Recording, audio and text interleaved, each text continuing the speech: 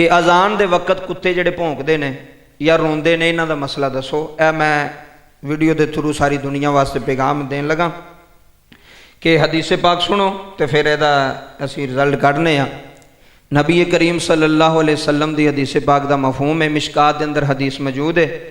नबी पाक ने फरमाया जदों गधा गधा बोलदा है ना, उन्होंने शैतान नज़र हुंदा है। की नज़र हुंदा है? शैतान।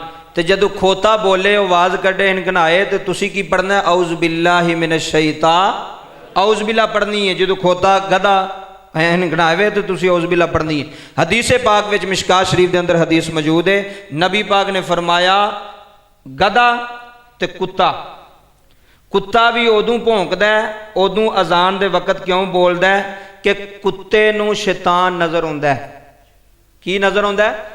शैतान। अक्सर असी मैं एक दो बारी मैं आप ही वेख्या कि अजान होंदी भी है तो कुत्ते भौंकने शुरू हो जाते हैं।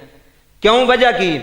नबी पाक सल्लल्लाहु अलैहि वसल्लम ने फरमाया जिथे अजान की आवाज़ आवे, जिथे अजान होवे, उत्थे शैतान रह सकदा, उत्थे शैतान रह सकदा।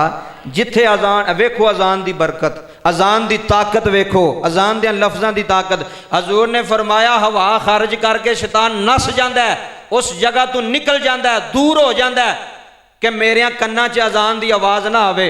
इन्ना डरदा जे शैतान अजान कोलों, इन्ना डरदा जे अजान दे लफ्ज़ों कोलों। अजान की ताकत है।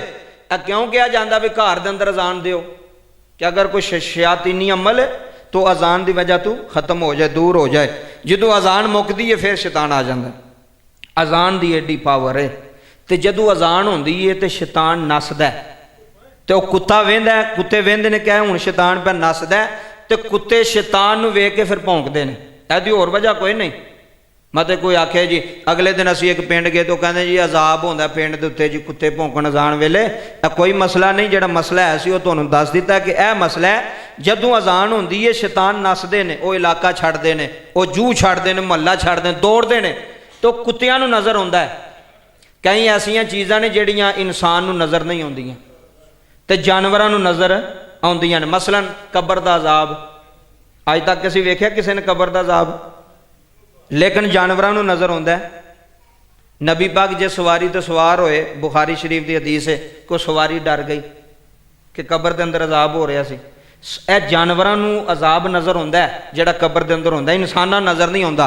इस तरह जिहड़े शैतान हुंदे ने, जिहड़े शैतान जिन्न हुंदे ने या शयातीन हुंदे ने, वो इन्हां नूं नज़र आउंदे ने, कुत्तियां नूं भी गधेयां नूं भी नज़र आउंदे ने। ते जदों वो नसदा है ना शैतान अजान की आवाज़ सुन के, फिर कुत्ता उन्होंने वेख के भौंकदा है, उन्होंने वेख के रोंदा है, बिलबिलांदा है। इस तरह नबी पाक सल्लल्लाहु अलैहि वसल्लम ने फरमाया भी जिहड़ा मुर्ग है ना, मुर्ग कुक्कड़ जिन्हों असीं कहने आ, तुहानूं पता बांग देंदा है ते बोलदा है। कुक्कड़ जिहड़ा ना फरिश्तियां नूं वेंदा जे। कैसी गल है, कुक्कड़ दी भी बड़ी शान है। यह फरिश्तियां नूं वेंदा जे। फरिश्तियां दी ड्यूटी चेंज होंदी है, सुबह आउंदे ने शामी जांदे ने, फिर शामी आउंदे ने फिर सुबह जांदे ने। तो यह मुर्ग जिहड़ा ना फरिश्तियां नूं वेंदा है, फिर बोलदा है, आवाज़ देंदा है फरिश्तियां नूं वेख के। आखिरी गल सुनो।